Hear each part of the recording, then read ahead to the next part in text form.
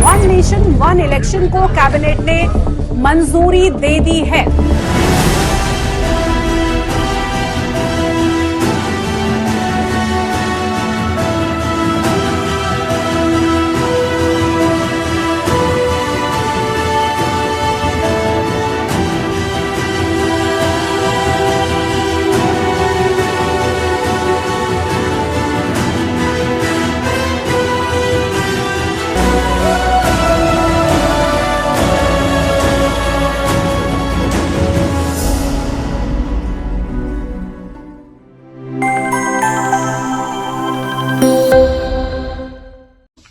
आज एक नया शगुफा आया शहर में, वन नेशन वन इलेक्शन।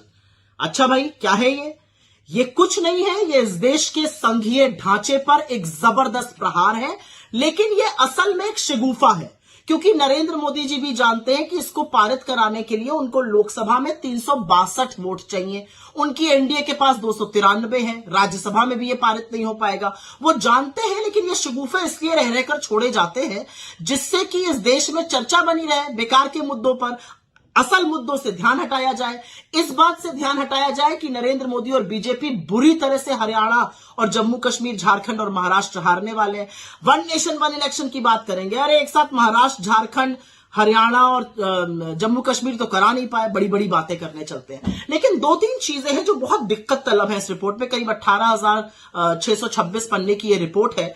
मुझे तो पहली आपत्ति खैर यही है कि इस रिपोर्ट के जो जनक हैं वो एक पूर्व राष्ट्रपति हैं, और ऐसा नहीं करना चाहिए था। पूर्व राष्ट्रपति को इस तरह का चुनावी काम, पॉलिटिकल काम ऐसी इसको नहीं हेड करना चाहिए था। मुझे तो ये भी आपत्ति है कि उस कमेटी में खरगे जी को नहीं रखा गया, जबकि वो नेता प्रतिपक्ष है राज्यसभा में। गुलाम नबी आजाद को रखा गया जो राज्यसभा के मेंबर ही नहीं है। उसमें साल्वे जी हैं जो मोइन कुरैशी के साथ पार्टी करते हैं। खैर, उससे हट जाइए तो उस रिपोर्ट की ही चर्चा कर लेते हैं। ये report one nation one election तो सबसे पहले तो है ही नहीं, क्योंकि ये कहती है कि एमएलए एमपी का चुनाव एक साथ होगा, मतलब 5,000 लोगों का, और पंचायती राज 100 दिन बाद होगा। तो ये वन नेशन वन इलेक्शन कैसे हुआ? 5,000 लोगों का चुनाव एक साथ होगा, फिर पोलिंग स्टेशन बनेंगे, फिर पोलिंग पार्टी बनेगी, फिर बंदोबस्त होगा, फिर सिक्योरिटी फोर्सेस आएंगे, करीब 1.5 करोड़ लोग फिर से लगेंगे इस पूरी प्रक्रिया में, क्योंकि 30 लाख जो निर्वाचित होते हैं हमारे पंचायती राज के लोग, वो तो वन नेशन वन इलेक्शन में आई नहीं, पहली चीज। दूसरी चीज, ये कौन सी वुडू इकोनॉमिक्स ये शगुफा छोड़ा जा रहा है? इससे खर्चा कम हो जाएगा। भैया कैसे खर्चा कम हो जाएगा? इसको कराने के लिए आपको 3 गुना वीवीपैट चाहिए, 3 गुना ईवीएम चाहिए, उनको बनाने के लिए आपको वक्त चाहिए, वो मैन्युफैक्चर होंगी अभी। लेकिन उसके अलावा सबसे बड़ी बात है उसमें जबरदस्त खर्चा होगा, ये खर्चा हम और आप वहन करेंगे। तीसरी बड़ी बात, ये पूरी तरह से राज्य सरकारों की अवमानना करता है। इस रिपोर्ट का कहना है कि राज्य सरकारों जिनका टर्म बचा रहेगा वो भंग कर दी जाएंगी, केंद्र उनको भंग कर देगा। क्यों भंग कर देगा भाई? और 17 राज्य सरकारें ऐसी होंगी जो उनका 2-3 साल बचा रहेगा 2029 तक, तो उनको क्यों भंग कर दिया जाएगा और वो क्यों ऐसा होने देंगी? और ये क्यों असंवैधानिक और अलोकतांत्रिक नहीं है? तो राज्य सरकारों को भंग कर देंगे ये। और इसमें एक बड़ी अजीब बात है, अगर कोई राज्य सरकार गिर जाती है तो वहां चुनाव होगा, लेकिन सिर्फ उस अवधि के लिए होगा जब तक लोकसभा चुनाव नहीं हो रहा है। मतलब चुनाव भी होगा, खर्चा भी वहन होगा, सारा बंदोबस्त भी होगा, लेकिन उसी अवधि के लिए। मैं तो एक सवाल पूछना चाहती हूं, मान लीजिए केंद्र सरकार गिर जाती है, जो बड़ी संभावना है मोदी जी की 2025 में गिरने की, तो क्या आप सारी राज्य सरकारों को भंग कर दीजिएगा? ये कौन सी इकोनॉमिक्स है, ये कौन सा लॉजिक है? ये सिर्फ मोदी जी ही बता सकते हैं। लेकिन एक बात यहां पर समझनी जरूरी है कि जो 2-4 बातें इसके बारे में कही जा रही है, इससे पॉलिसी मेकिंग नहीं हो पाती है, डिसीजंस नहीं बन पाते हैं। 4 साल 11 महीने आपसे पॉलिसी मेकिंग नहीं हो पा रही है, उसी 1 महीने में आपको सारी पॉलिसी मेकिंग करनी है। सारे जो पुराने निर्णय हैं वो चलते हैं, नए निर्णयों के लिए इसी से परमिशन मिल जाती है। ये सिर्फ और सिर्फ संघीय ढांचे पर प्रहार है। और ये एक जो बीजेपी का ऑब्सेशन है ना, one nation this one nation, हम one nation this and that नहीं है, हम वन नेशन वन लैंग्वेज नहीं है, हम वन नेशन वन रिलीजन नहीं है, हम वन नेशन वन कल्चर नहीं है, हम वन नेशन वन कलर नहीं है, हम वन नेशन एक जैसे नहीं लगते हैं। हमारी विविधता ही हमारी सबसे बड़ी पहचान है। Our diversity is our biggest strength. This whole attempt by the BJP to somehow paint us in one color, one this, one that, this is just an obsession. क्योंकि उनको भी पता है कि ये झुंझुना है, उनको भी पता है कि ये पारित नहीं होगा, उनको भी पता है ये संविधान के जो संघीय ढांचा है उस पर प्रहार है, और इसके लिए कोई तैयार नहीं होगा। खुद बीजेपी के लोग इसके लिए बगावत करेंगे, देखते जाइए आप आगे आगे। और आजकल इन्होंने एक और जुमला शुरू किया है, कहते हैं वन नेशन वन इलेक्शन। मैं आपसे पूछना चाहता हूं, नेता काबू नहीं आते किसी के, कब काबू आते हैं नेता? चुनाव में काबू आते हैं। जब चुनाव होता है तब नेताजी आपके सामने हाथ जोड़ के आते हैं, आपके घर का दरवाजा खटखटाते हैं, आपसे बड़ी मीठी मीठी बातें करते हैं। जो आप कहते हो सब चांद मांगोगे, चांद भी देंगे नेताजी। चुनाव में काबू आते हैं नेता। कभी विधानसभा चुनाव होता है, कभी लोकसभा चुनाव होता है, कभी पंचायत चुनाव होता है, कभी नगर निगम का चुनाव होता है। अब ये नेताओं ने, बीजेपी वालों ने मिलकर ठान ली, बोले यार रोज रोज की पचड़ा खत्म करो, 5 साल में अब एक ही चुनाव होगा।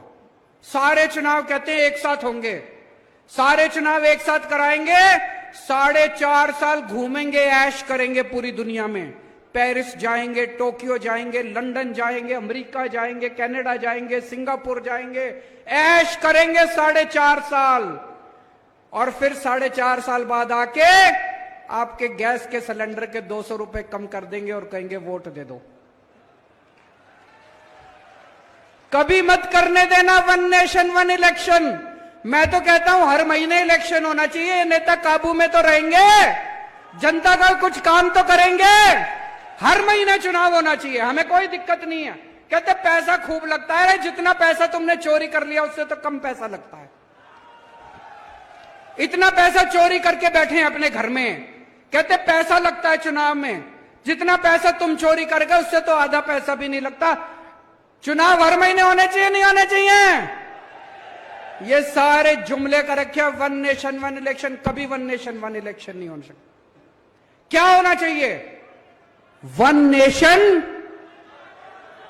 वन एजुकेशन, एक शिक्षा प्रणाली।